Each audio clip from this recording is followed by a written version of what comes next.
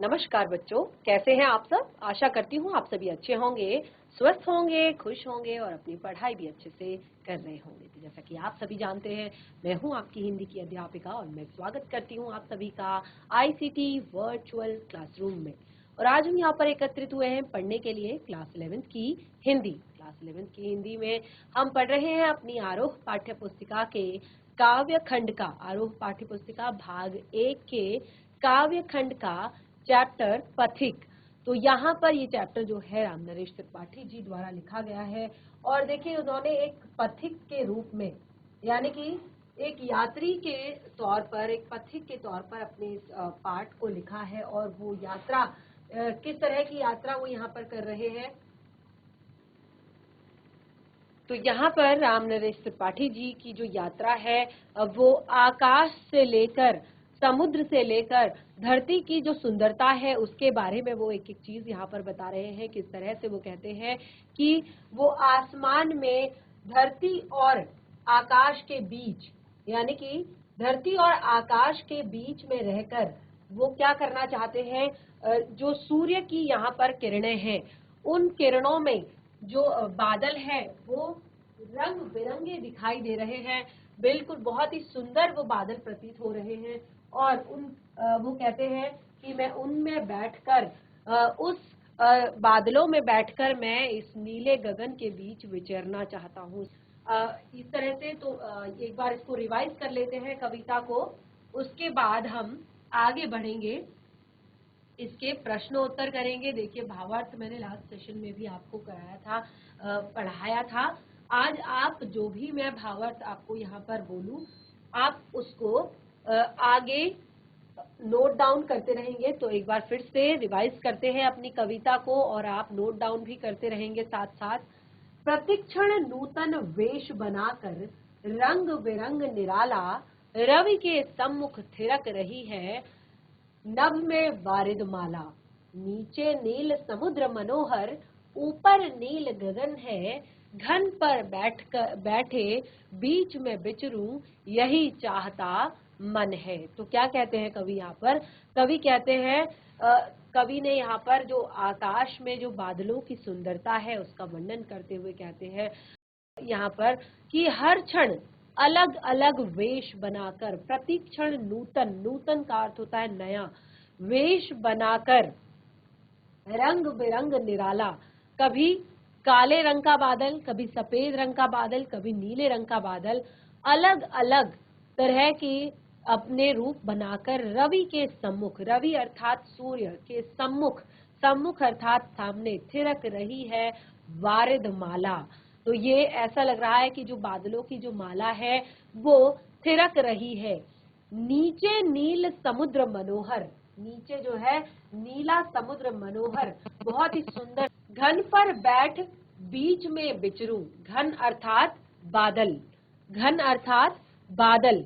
तो घन पर बैठ बीच में बिचरूं यही चाहता मन है। तो मैं बादल पर बैठकर समुद्र, इस आकाश में विचरना चाहता हूँ, आकाश में घूमना चाहता हूँ, यही चाहता मन है, मेरा मन यही चाहता है। तो इस तरह से देखिए आप इसका भावार्थ लिख सकते हैं, अर्थ लिख सकते हैं, सप्रसंग व्याख्या कर सकते हैं कि प्रस्तुत काव्यांश हमारी पाठ्य पुस्तिका आरोह भाग 1 में रचित पथिक नामक कविता से लिया गया है। इसके कवि है राम नरेश त्रिपाठी जी, जिसमें कवि ने बादलों की सुंदरता और नीले समुद्र को यहाँ पर मनोहर बताते हुए एक तरह से बहुत ही सुंदर चित्रण यहाँ पर बादलों का किया है। और बिल्कुल भावार्थ वो लिखेंगे जो आपको यहाँ पर समझाया गया है।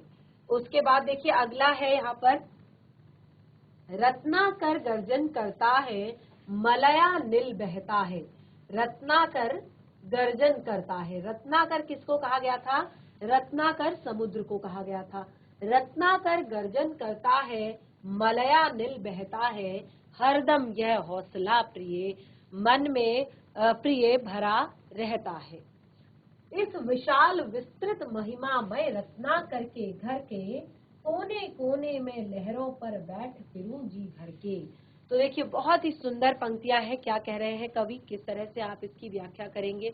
आप लिखेंगे कि बिल्कुल सेम प्रसंग, आप बिल्कुल उसी तरह से लिखेंगे कि प्रस्तुत काव्यांश हमारी पाठ्य पुस्तिका आरोह भाग 1 के पथिक नामक कविता से ली गई है। इसके रचयिता रामनरेश त्रिपाठी जी हैं। तो यहाँ पर समुद्र के विशालता का, समुद्र की विस्तृतता का वर्णन कवि के द्वारा किया गया है। तो देखिए, रत्नाकर गर्जन करता है, मलयानिल बहता है। अर्थात भावार्थ में लिखेंगे कि रत्नाकर अर्थात समुद्र गर्जन कर रहा है और मलय पर्वत से सुंदर ही सुगंधित वायु बह रही है। और ये सब चीजें मेरे अंदर बहुत ही ज्यादा हौसला, मेरे अंदर बहुत ही ज्यादा उत्साह जो है भर देती हैं। इस विशाल विस्तृत महामय रत्नाकर के घर के कोने कोने में लहरों पर बैठ फिरूं जी भर के। जो ये इतना बड़ा विशाल महिमामय विस्तृत जो ये एक तरह से समुद्र है, रत्नाकर है, उसके कोने कोने में बैठकर मैं लहरों पर बैठकर फिरना चाहता हूँ, लहरों पर बैठकर घूमना चाहता हूँ, जी भरकर फिरना चाहता हूँ लहरों के कोने कोने में बैठकर। तो बहुत ही सुंदर पंक्तियां यहाँ पर कवि के द्वारा बताई गई हैं। इस तरह से आप इनका भावार्थ जो है लिख सकते हैं। अगला है, निकल रहा है जल निधि तल पर दिनकर बिंब अधूरा, कमला के कंचन मंदिर का मानो कांत कंगूरा, लाने को निज पुण्य भूमि पर लक्ष्मी की असवारी, रत्नाकर ने निर्मित कर दी स्वर्ण सड़क अति प्यारी। तो देखिए यहाँ पर कवि द्वारा सूर्य उदय का बहुत ही, देखिए किस तरह से आप इसका बिल्कुल प्रसंग इसी तरह से लिखेंगे। आप अपनी कविता का नाम लिखेंगे कि प्रस्तुत काव्यांश पाठ्य पुस्तिका आरोह भाग 1 के पथिक नामक कविता से ली गई हैं। इसके रचयिता रामनरेश त्रिपाठी जी हैं और इसमें कवि ने सूर्योदय का अत्यंत ही सुंदर और मनोहर चित्रण किया है। ठीक है, उसके बाद आप भावार्थ लिखेंगे। निकल रहा है जलनिधि तल पर दिनकर बिंब अधूरा, दिनकर अर्थात सूर्य, सूरज का जो बिंब है, जैसे मैंने आपको लास्ट सेशन में यहाँ पर पिक्चर भी बनाकर दिखाई थी कि इस तरह से समुद्र जो है बह रहा है और उसमें से यहाँ पर इस तरह से हमें सूर्य दिखाई दे रहा है कि सूर्य उदय अब हो रहा है। पूरा सूर्य अभी नहीं उगा है, धीरे धीरे सूर्य उदय हो रहा है और वहां से हल्के सी सूरज की किरणें जो है निकल रही है। दिनकर बिंब अधूरा, पूरा सूर्योदय नहीं हुआ है अभी। ठीक है, लाने को निज पुण्य भूमि पर लक्ष्मी की असवारी, रत्नाकर ने निर्मित कर दी स्वर्ण सड़क अति प्यारी। जो सूरज की किरणें हैं वो समुद्र पर इस तरह से पड़ रही है, इस तरह से पड़ रही है जैसे कि बहुत ही सुंदर जो है स्वर्ण सड़क, क्योंकि जो सूर्य की किरणें हैं वो लाल लाल रंग की किरणें हैं और वो समुद्र पर पड़ रही हैं। ऐसा लग रहा है कि लक्ष्मी जी की सवारी, साक्षात माता लक्ष्मी की सवारी जो है वो आने को तैयार हो। निर्भय दृढ़ गंभीर भाव से गरज रहा है सागर। अगली पंक्ति है, अगला काव्यांश है, निर्भय दृढ़ गंभीर भाव से गरज रहा है सागर, लहरों पर लहरों का आना सुंदर है अति सुंदर, कहो यहाँ से बढ़कर सुख क्या पा सकता है प्राणी, कहो यहाँ से बढ़कर सुख क्या पा सकता है प्राणी, अनुभव करो हृदय से है अनुराग भरी कल्याणी। बहुत ही सुंदर पंक्तियों से कवि यहाँ पर बताते हैं। तो देखिए क्या कहते हैं कवि यहाँ पर समुद्र की जो गंभीरता है उसका वर्णन करते हैं। क्या कह रहे हैं, आप सबसे पहले प्रसंग लिखेंगे तो प्रसंग बिल्कुल उसी तरह से लिखेंगे, केवल और केवल जो काव्यांश में आपको बताया गया है वो चीज आप चेंज करेंगे। जैसे प्रस्तुत काव्यांश हमारी पाठ्य पुस्तिका आरोह भाग 1 की पथिक नामक कविता से लिया गया है और इसके रचयिता रामनरेश त्रिपाठी जी हैं और इसमें कवि ने समुद्र की गंभीरता का वर्णन किया है। तो देखिए यहाँ पर क्या कहते हैं कवि, निर्भय दृढ़ गंभीर भाव से गरज रहा है सागर। इतना बड़ा सागर है, उसको किसी का क्या भय, वो निर्भय है, गंभीर है, दृढ़ भाव है उसके अंदर, यानी कि दृढ़ता है उसके अंदर, और इससे वो क्या कर रहा है, गर्जन कर रहा है, यानी कि लगातार उससे आवाज आ रही है, उसमें लहरें उठ रही हैं। लहरों पर लहरों का आना सुंदर है, अति सुंदर। तो एक के बाद एक जो लहर समुद्र में आ रही है वो बहुत ही ज्यादा सुंदर लग रही है। कहो यहाँ से बढ़कर सुख क्या पा सकता है प्राणी। अब देखिए कवि कहते हैं कि इतनी सुंदरता, इतनी शांति, इतना एक तरह से जो सुकून है वो इससे बढ़कर क्या कहीं और हो सकता है। तो अपनी प्रियतमा को कहते हैं अनुभव करो हृदय से है, वो कहते हैं अनुभव करो हृदय से हे अनुराग भरी कल्याणी। तुम अनुराग यानी कि तुम खुद प्रेम से भरी हुई हो, तो इन सब चीजों को तुम अनुभव करो, इन सब चीजों को तुम देखो, स्वीकारो। तो इस तरह से बहुत ही सुंदर पंक्तियां यहाँ पर कवि द्वारा लिखी गई हैं। आगे की कुछ इस तरह से पंक्तियां यहाँ पर है जो हमारी पाठ्य पुस्तिका से है। अंतरिक्ष की छत पर तारों को छिटका देता है, सस्मित वंदन जगत का स्वामी मृदु गति से आता है। तो यहाँ पर तट पर खड़ा गगन गंगा के मधुर गीत गाता है। ये सारी चीजें देखकर, ये जो सारी सुंदरता है इसको देखकर, जब अर्धरात्रि में जब क्या होता है, जग का स्वामी आता है, अर्धरात्रि में क्या होता है, जब एक तरह से चांदनी जब चमकती है तो उस समय पर क्या करता है, ये अंतरिक्ष पर की छत पर तारों को छिटका देता है। अर्धरात्रि में भी यहाँ की सुंदरता इतनी ज्यादा है। तो क्या, कैसे आप इसको लिखेंगे, बिल्कुल भावार्थ आप ऐसे लिखेंगे कि सबसे पहले आप सप्रसंग जब इसकी व्याख्या करेंगे तो प्रसंग प्रस्तुत काव्यांश हमारी पाठ्य पुस्तिका आरोह भाग 1 के पथिक नामक कविता से लिया गया है। इसके कवि हैं यहाँ पर इसके कवि है राम नरेश त्रिपाठी जी, और इसमें कवि ने आकाश की सुंदरता का वर्णन किया है।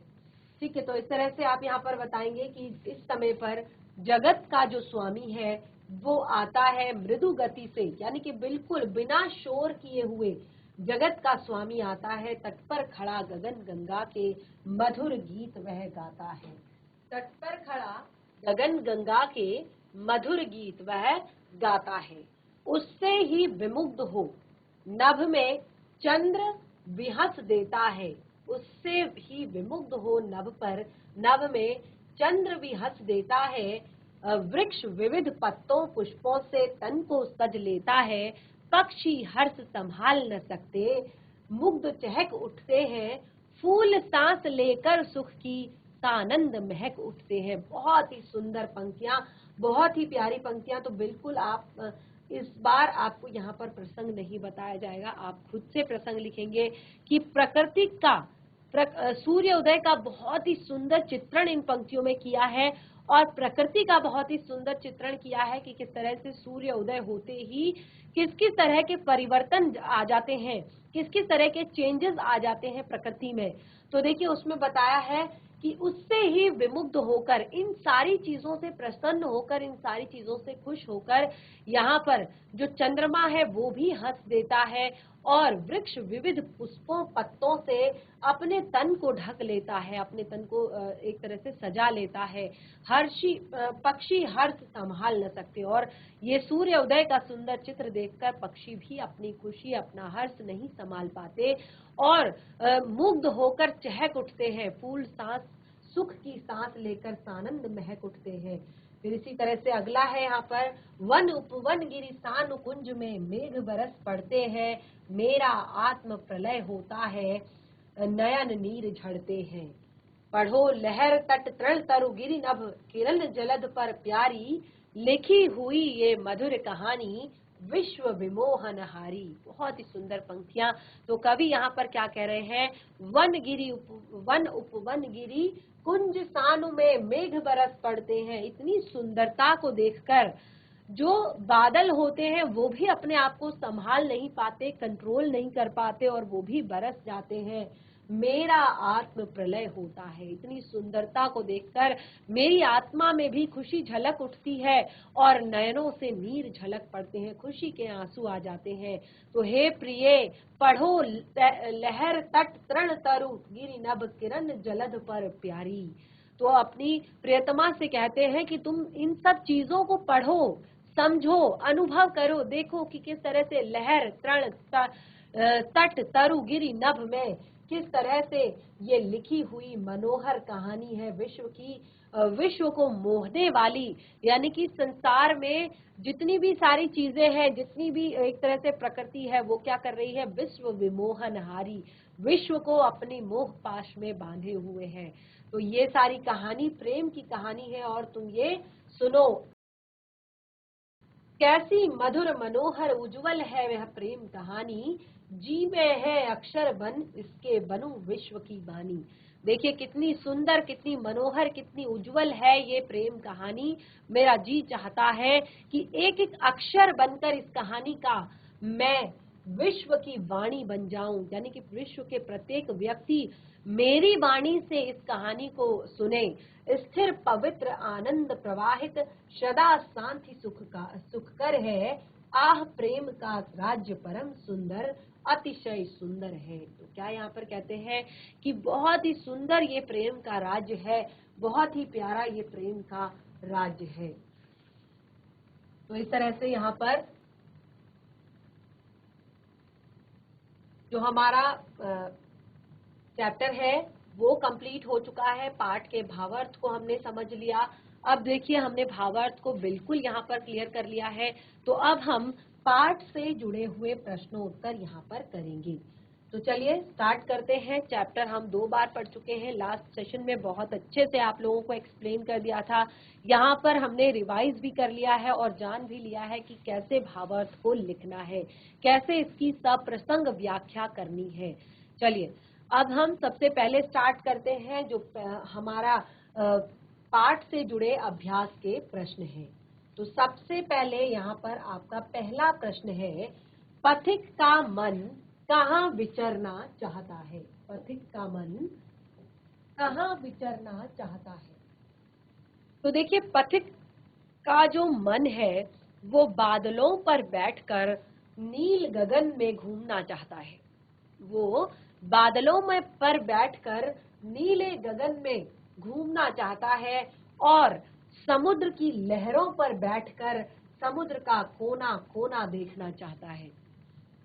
पहले तो पथिक का मन करता है कि जिस तरह से नीचे आकाश है, ऊपर नीचे एक तरह से समुद्र है और ऊपर आकाश है और उसके बीच में ये सुंदर सुंदर बादल हैं, मैं उन पर बैठकर पूरे नीले आकाश, पूरे गगन में घूमना चाहता हूँ और फिर समुद्र के पास जाकर उसकी लहरों पर बैठकर समुद्र का कोना कोना देखकर आना चाहता हूँ। इस तरह से पहला प्रश्न यहाँ पर कंप्लीट होता है। बहुत ही सरल, बहुत ही प्यारा सा ये प्रश्न है और उसका उतना ही छोटा सा आपका आंसर भी है, उत्तर भी है। अगला प्रश्न है, सूर्य उदय के लिए किस किस तरह के बिंबों का प्रयोग किया है। यहाँ पर कवि ने सूर्य उदय का वर्णन करते हुए कौन कौन से बिंबों का प्रयोग किया है। देखिए भावार्थ जब लिखेंगे तो भी आपको ये सारी चीजें क्लियर करनी है। तो देखिए सूर्य उदय का वर्णन करने के लिए कवि ने निम्न तरह के बिंबों का प्रयोग किया है। जैसे सबसे पहले क्या कहा है, समुद्र तल से उगते हुए सूर्य का अधूरा बिंब, यानी कि अभी सूरज जो है वो पूरी तरह से निकला नहीं है, समुद्र तल से पूरी तरह से सूरज निकला नहीं है, तो ये अधूरा बिंब है, ये सूरज का अधूरा बिंब है, अभी पूरा सूरज जो है निकला नहीं है। अपनी प्रातःकालीन आभा, देखिए पूरा निकला नहीं है लेकिन उसकी जो प्रातःकालीन आभा है उसके कारण वो बहुत ही ज्यादा सुंदर, बहुत ही ज्यादा मनोहर जो है दिखाई दे रहा है और उसको देखकर ऐसा प्रतीत होता है, ऐसा मालूम होता है जैसे वह मंदिर का कंगूरा हो, मंदिर का कंगूरा हो।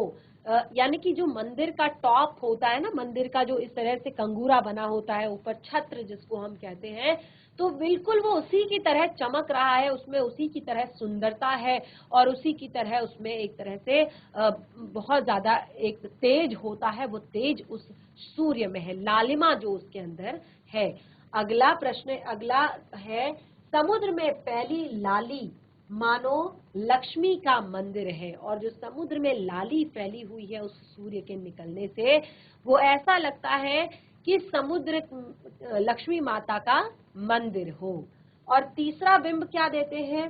तीसरा देते हैं, सूर्य की रश्मियों से बनी चौड़ी सड़क उजली रेखा मानो लक्ष्मी के स्वागत में जो बनाई गई सड़क होती है। देखिए इस तरह से रेज आ रही हैं, सन रेज आ रही है, सूर्य की किरणें आ रही हैं, तो उन किरणों से ऐसा प्रतीत हो रहा है जैसे ये सोने की सड़क बनाई गई है और इससे लक्ष्मी जी की सवारी निकलेगी, लक्ष्मी माता की सवारी जो है इससे निकलेगी। तो देखिए बहुत ही छोटा सा प्रश्न और बहुत ही सुंदर सा। अगला देखिए, आश्रय स्पष्ट करना है। प्रश्न नंबर 3, सस्मत वंदन जगत का स्वामी मृदु गति से आता है, तट पर खड़ा गगन गंगा के मधुर गीत वह गाता है। सस्मित वदन जगत का स्वामी। तो देखिए प्रस्तुत पंक्तियों के द्वारा कवि रात्रि के सौंदर्य का वर्णन करते हुए कहते हैं कि जब रात को अंधेरा हो जाता है, जब रात को अंधेरा हो जाता है, काफी अंधेरा रहता है, और उस समय जब आकाश में तारे सजाए जाते हैं, अंधेरा हो जाता है तो आकाश में तारे, आकाश तारों से भर जाता है, आकाश में तारे सजाए जाते हैं, तो दुनिया के स्वामी मंद मंद मुस्कुराते हुए, दुनिया के स्वामी जो है, संसार के स्वामी जो है, वो मंद मंद मुस्कुराते हुए तट पर खड़े होकर आकाश गंगा के मधुर गीतों को गाते हैं। यानी कि वो धीरे धीरे क्या करते हैं, वहां से निकलने का प्रयास कर रहे होते हैं। तो सूर्य की बात यहाँ पर की है। अगली पंक्तियां हैं जिनका आश्रय स्पष्ट करना है। कैसी मधुर मनोहर उज्जवल है यह प्रेम कहानी, कैसी मधुर मनोहर उज्जवल है ये प्रेम कहानी, जी में है अक्षर बन इसके, बनूं विश्व की वाणी।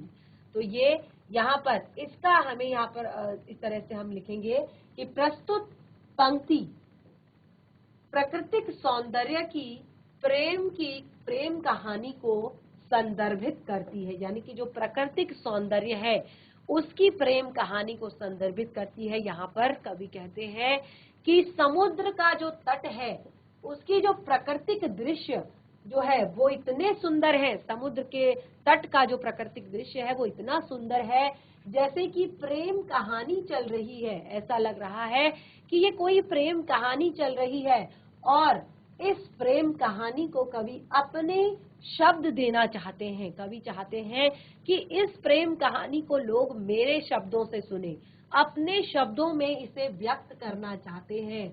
और कवि प्रकृति की सुंदरता का आनंद दुनिया के साथ साझा करना चाहते हैं। वो चाहते हैं कि इसको वो एक कविता के रूप में लिखें और अपने शब्दों में उसे व्यक्त करें और इसको पूरी दुनिया इसका आनंद ले सके, पूरी दुनिया इसको पढ़ सके। तो इस तरह से प्रश्न 3 हमने कंप्लीट कर लिया है।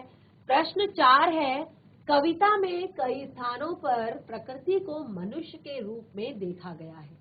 प्रकृति का कई जगह पर क्या किया गया है, मानवीयकरण किया गया है। ऐसे उदाहरणों का भाव स्पष्ट करते हुए लिखें। तो जहां जहां पर प्रकृति का मानवीयकरण किया गया है ऐसे उदाहरण आपको छांट कर लिखने हैं। मानवीयकरण एक अलंकार होता है, आप क्लास 11th में हैं तो अलंकार आपने पढ़े हैं।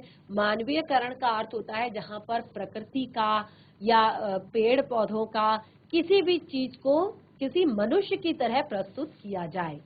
तो जैसे यहाँ पर क्या कहा है, प्रतिक्षण नूतन वेश बनाकर रंग बिरंग निराला। प्रतिक्षण नूतन वेश बनाकर, बादलों के लिए कहा गया है जो हर समय अपना अलग अलग रूप बनाकर रवि के सम्मुख थिरक रही है नभ में वारिद माला। रवि के सम्मुख थिरक रही है नभ में वारिद माला। तो यहाँ पर बादलों का मानवीयकरण किया है, प्रकृति का मानवीयकरण किया है। और दूसरा देखिए यहाँ पर क्या है, इसमें भाव क्या दर्शाया गया है। प्रस्तुत पंक्तियों में कवि ने बादलों को दर्शाया है, अर्थात जैसे कि रंगीन नर्तकियां, अलग अलग रंगों की, काला बादल, लाल बादल, सफेद बादल, तो रंगीन नर्तकियां जो हैं वो सूर्य के सामने नृत्य कर रही है। यानी कि सूर्य इस प्रकार से सूर्य है बना हुआ है और उसके चारों तरफ जो है बादल घूम रहे हैं, उसके चारों तरफ क्या है, बादल घूम रहे हैं। तो इस तरह से वो कलरफुल बादल हैं, कोई काला है, कोई सफेद है। तो इस तरह से यहाँ पर कहा गया है कि वो रंगीन नर्तकियों की भांति सूर्य के चारों तरफ जो है नृत्य कर रही है। अगला दूसरा है रत्नाकर गर्जन करता है। रत्नाकर गर्जन करता है। रत्नाकर हमने कहा था समुद्र को कहा गया है। किसे कहा गया है? रत्नाकर समुद्र को कहा गया है। तो रत्नाकर गर्जन करता है अर्थात उसको भी मनुष्य का यहाँ पर मानवीयकरण किया गया है। तो यहाँ पर क्या कहा है कि प्रस्तुत पंक्ति में समुद्र को एक वीर की तरह, जो हमेशा दृढ़ रहता है, निर्भय होता है, निडर होता है, तो वो एक वीर की तरह उसको दहाड़ता हुआ दिखाया है कि वो एक वीर की तरह दहाड़ रहा है। अगला है यहाँ पर, लाने को निज पुण्य भूमि पर लक्ष्मी की असवारी, रत्नाकर ने निर्मित कर दी स्वर्ण सड़क अति प्यारी। फिर से अगली पंक्ति में समुद्र का मानवीयकरण किया है। लाने को निज पुण्य भूमि पर लक्ष्मी की असवारी, रत्नाकर ने निर्मित कर दी स्वर्ण सड़क अति प्यारी। तो देखिए रत्नाकर यानी कि समुद्र को फिर से यहाँ पर मानवीयकरण किया है। और क्या कहा है यहाँ पर, इन पंक्तियों में सूर्य के प्रकाश से बनी चौड़ी सड़क, चौड़ी जो रेखा है, जैसे कि मैंने आपको कहा कि जब सूरज की किरणें पड़ती हैं तो इस तरह से पड़ती हैं, तो एक सड़क की तरह यहाँ पर दिखाई दे रही है। तो इन पंक्तियों में सूर्य के प्रकाश से बनी चौड़ी सड़क और लक्ष्मी के लिए, स्वागत के लिए बनाई गई एक सुनहरी सड़क को बताया है कि वो रत्नाकर ने निर्मित की है, अर्थात समुद्र ने निर्मित की है। तो समुद्र का फिर से यहाँ पर मानवीयकरण किया है। अगला इसमें है, सस्मित वंदन जगत का स्वामी। सस्मित वंदन जगत का स्वामी मृदु गति से आता है, तट पर खड़ा गगन गंगा के मधुर गीत वह गाता है। तो जगत का स्वामी अर्थात भगवान, भगवान का मानवीयकरण यहाँ पर किया है। भगवान का मानवीयकरण किया है कि अर्धरात्रि में जब आकाश में तारे छिटक जाते हैं, उस समय जो जगत का स्वामी है वो भी मृदु गति से आता है और समुद्र के तट पर होकर वो गंगा के मधुर गीत गाता है, गगन गंगा के मधुर गीत गाता है। तो भगवान का मानवीयकरण किया है कि वह मधुर गीत गाते हैं। तो मधुर गीत कौन गाता है? मधुर गीत भगवान के लिए कहा है कि वो मधुर गीत गाते हैं। तो इस तरह से उनका मानवीयकरण किया है। अगला है, जब गंभीरतम अर्ध निशा में, जब गंभीरतम अर्ध निशा में जग को ढक लेता है, अंतरिक्ष की छत पर तारों को छिटका देता है। तो अब यहाँ पर अंधेरे का यहाँ पर मानवीयकरण किया है कि जब गंभीरतम, तम का अर्थ होता है अंधेरा, अर्ध निशा में अर्थात आधी रात्रि में क्या करता है, जग को ढक लेता है, अंतरिक्ष की छत पर तारों को छिटका देता है। तो पूरी दुनिया को अंधेरे से ढककर आसमान में तारों को छिटकाने के कारण लेखक ने प्रकृति को एक चित्रकार के रूप में वर्णित किया है, एक चित्रकार के रूप में कहा है। एक चित्रकार के रूप में कवि ने प्रकृति का मानवीयकरण यहाँ पर किया है। तो इस तरह से पूरी कविता में काफी सारे ऐसे पॉइंट्स हैं जिन पर यहाँ पर हमें मानवीयकरण अलंकार देखने को मिलता है। जैसे देखिए, अब यहाँ पर छठा जो है, उससे विमुग्ध हो नभ में चंद्र भी हंस देता है, वृक्ष विदित पत्तों से तन को ढक लेता है, फूल सांस लेकर सुख की सानंद महक उठते हैं। तीन तीन अलग अलग यहाँ पर मानवीयकरण आपको दिखाई दे रहे हैं। सबसे पहले चंद्र भी हंस देता है, चंद्रमा का हंसना यानी कि चांद को हंसता हुआ दिखाया है। वृक्ष विविध पत्तों पुष्पों से, वृक्ष को का मानवीयकरण किया है जो अलग अलग तरह के पत्तों से पुष्पों से अपने तन को ढक लेता है। फूल का मानवीयकरण किया है, कहा है फूल सांस लेकर सुख की सानंद महक उठता है। तो उपरोक्त पंक्तियों में प्रकृति के प्यार पर चांद को हंसना, पेड़ों के द्वारा खुद को फूलों से पत्तों से सजाकर उत्साह मनाना और जो कलियां हैं उनका खुशी से खिल जाना, सुख से खिल जाना, बहुत सारे मानवीय प्रक्रियाएं यहाँ पर दर्शाई है। तो देखा आपने पूरा का जो पूरी कविता थी बहुत ही सुंदर तरीके से सजाया है कवि ने अपनी इस कविता को अलग अलग तरह से। आगे देखिए कविता के आसपास। तो कविता के आसपास से अब यहाँ पर प्रश्न है। पहला है, समुद्र को देखकर आपके मन में क्या भाव उठते हैं? 200 शब्दों में लिखिए। बच्चे ये तो आपके लिए होमवर्क है, इसको हम यहाँ पर डिस्कस नहीं करेंगे क्योंकि समुद्र को देखकर आपके मन में क्या भाव उठते हैं ये आपने यहाँ पर बताना है, ये आपने यहाँ पर क्लियर करना है, ठीक है ना। तो ये आपके लिए होमवर्क है, इसको आप नोट डाउन कर लीजिए। अगला है, प्रेम सत्य है, सुंदर है, प्रेम के विभिन्न रूपों को ध्यान में रखते हुए इस विषय पर चर्चा कीजिए। प्रेम सत्य है और प्रेम सुंदर है। लास्ट पंक्ति में कवि ने यहाँ पर कहा है। तो देखिए कविता के आधार पर अब देखिए जो ये आसपास के प्रश्न हैं ये बिल्कुल आप ही के लिए यहाँ पर दिए गए हैं ताकि आप इन्हें पढ़ें समझें। तो कक्षा में अपने साथियों और शिक्षकों के साथ मिलकर सामूहिक चर्चा कीजिए और उपरोक्त विषय पर हर विद्यार्थी की राय आप जान सकते हैं। तो एक तरह से ये ग्रुप डिस्कशन भी हो जाता है और बहुत अच्छे तरह से हमें चैप्टर भी समझ में आ जाता है। उसके बाद आगे बढ़ते हैं हम वर्तमान समय में हम प्रकृति से दूर होते जा रहे हैं। ये तो सच बात है कि हम प्रकृति से दूर होते जा रहे हैं। इस पर आपने चर्चा करनी है और लिखना है कि प्रकृति से जुड़े रहने के लिए हम क्या कर सकते हैं।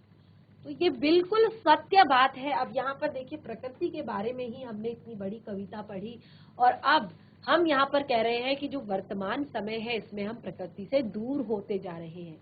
तो कैसे दूर हो रहे हैं? देखिए हम यह सत्य है कि वर्तमान समय में हम प्रकृति से दूर होते जा रहे हैं। जंगल जैसी प्राकृतिक संपदाओं का दोहन बहुत ज्यादा कर रहे हैं, बहुत तेजी से कर रहे हैं, चाहे अपने ईंधन के लिए हो, चाहे अपनी जरूरी नीड्स के लिए हो या अपने रहने के लिए स्थान के लिए हो। तो जंगल का बहुत ही तेजी से दोहन हो रहा है जंगलों का। और इस तरह से देखिए बहुत सारे चेंजेस आ रहे हैं हमारी प्रकृति में। हमारी प्रकृति के सबसे बड़े सबसे मेन जो चीज है वो है वन, वो है वृक्ष। तो उन्हीं का अगर हम दोहन करेंगे, उन्हीं को अगर हम नजरअंदाज करेंगे, उन्हीं को अगर हम इस तरह से बर्बाद करेंगे तो क्या होगा? लोगों के बसने के लिए कंक्रीट के जंगल बनाते जा रहे हैं। रोजगार के लिए लोग शहरों में आते हैं और छोटे घरों में रहते हैं। शहरों में रहने वाला व्यक्ति कभी भी प्रकृति के संपर्क में नहीं रहता। जो शहर में रहता है व्यक्ति वो कभी भी प्रकृति के संपर्क में नहीं रहता। और शहरों में धूप, छांव, बारिश, ठंड आदि का कोई आनंद नहीं है। यह स्थिति बहुत ही चिंताजनक है और प्रकृति से जुड़े रहने के लिए हमें बहुत अलग अलग से जरूरी काम करने हैं। पहला काम जिसको हम कर सकते हैं, विकास के नाम पर जितने भी जंगल या पेड़ काटे जा रहे हैं उसके स्थान पर हमें उतने ही पेड़ लगाने भी चाहिए।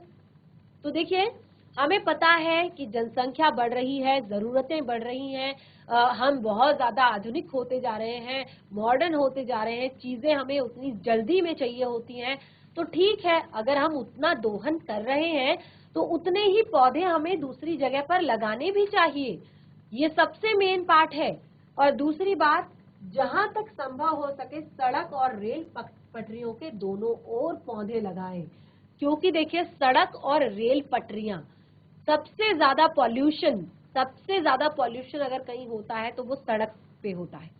तो अगर सड़क किनारे बहुत सारे पेड़ पौधे अगर हम लगा दें दोनों तरफ, काफी सारी चीजें जो है वो चेंज हो जाएंगी, बहुत सारा पॉल्यूशन मुझे लगता है कम हो जाएगा और प्रकृति में जो चेंजेस बहुत तेजी से आ रहे हैं वो थोड़ा सा कम हो जाएंगी। इस तरह से अगला है शिक्षण संस्थानों, स्कूलों, कॉलेजों, आवासीय कॉलोनियों, औद्योगिक स्थलों आदि के खुले और खाली स्थान पर पौधे लगाने चाहिए। चाहे वो शिक्षण संस्थान हो, चाहे स्कूल हो, चाहे कॉलेज हो, चाहे आपकी कॉलोनियां हो, आवासीय कॉलोनियां या इंडस्ट्रियल एरिया हो, वहां पर अगर आपको लगता है कि ये जमीन खाली पड़ी है, ये जगह खाली है, ये सड़क का किनारा खाली है या ऐसा कोई खाली स्थान दिखता है, आप जरूर वहां पर पौधा लगाइए, पेड़ लगाइए, ताकि जो एक तरह से अनजाने में या जानबूझकर जो हम दोहन कर रहे हैं तो उसमें हम 1% का भी एक तरह से उसको बचा सकें अपनी धरती को। अगला है वृक्षारोपण से संबंधित जन जागरूकता अभियान चलाने चाहिए। लोगों के अंदर वृक्षारोपण से संबंधित जो जागरूकता अभियान होते हैं वो हमें चलाने चाहिए, ताकि लोग जागरूक हो सके, समझ सके, पेड़ों की अहमियत को समझ सके और सबसे मेन चीज पर्यावरण को नुकसान पहुंचाने वाली वस्तुओं का उपयोग कम करना चाहिए। जो ऐसी वस्तुएं हैं जो पर्यावरण को नुकसान पहुंचाती हैं उनका हमें उपयोग कम करना चाहिए या तो नहीं करना चाहिए। प्राकृतिक चीजों के उपयोगिता को वरीयता दें। बहुत सारी ऐसी चीजें हैं प्राकृतिक जो बहुत अच्छी होती हैं हमारे लिए, तो उनको हमने वरीयता देनी है। दूसरा, पर्यटन को प्रोत्साहन दिया जाना चाहिए, प्राकृतिक पर्यटन को प्रोत्साहन देना चाहिए। तो ये तो थे मेन पॉइंट जो हमने आपको बताए। कुछ ऐसे पॉइंट्स हैं जो हमें खुद से सोचने चाहिए। अगर हम किसी भी पर्यटन स्थल पर घूमने जा रहे हैं, खास तौर पर अगर वो पहाड़ है, नदी है या ऐसी प्रकृति का ऐसा स्थान है जहाँ पर पेड़ पौधे हैं, तो वहां पर हमें कचरा नहीं फैलाना चाहिए, प्लास्टिक का उपयोग कम करना चाहिए, या फिर एक तरह से घर पे भी आपने गीला कचरा सूखा कचरा अलग अलग करना चाहिए, ताकि जो गीला कचरा है वो प्रकृति में फिर से जाकर एक तरह से उसका सदुपयोग, उसका दोबारा से उसको रिसाइकल करके चीजें तैयार की जा सके, और जो आपका सूखा कचरा है वो अलग किया जाना चाहिए। बहुत सारे ऐसी चीजें हैं जो हम खुद से भी प्रकृति को बचाने के लिए कर सकते हैं। तो देखिए, इस तरह से हमारा जो चैप्टर है वो यहाँ पर बहुत ही अच्छे से कंप्लीट होता है। पूरा चैप्टर हमने पढ़ लिया, पाठ से जुड़े हुए प्रश्नों उत्तरों पर भी हमने यहाँ पर डिस्कस कर लिया, और अब मुझे लगता है कि आप लोग आसानी से इसको अपनी कॉपी में नोट डाउन कर सकते हैं। तो आज का आपका होमवर्क है कि आप पाठ से जुड़े हुए प्रश्नों उत्तर अपनी कॉपी में करेंगे। तो इस तरह से हमारा आज का सेशन यहीं पे समाप्त होता है। हम मिलेंगे अपने नेक्स्ट सेशन में एक नए पाठ के साथ। तब तक के लिए धन्यवाद। आपका दिन शुभ हो।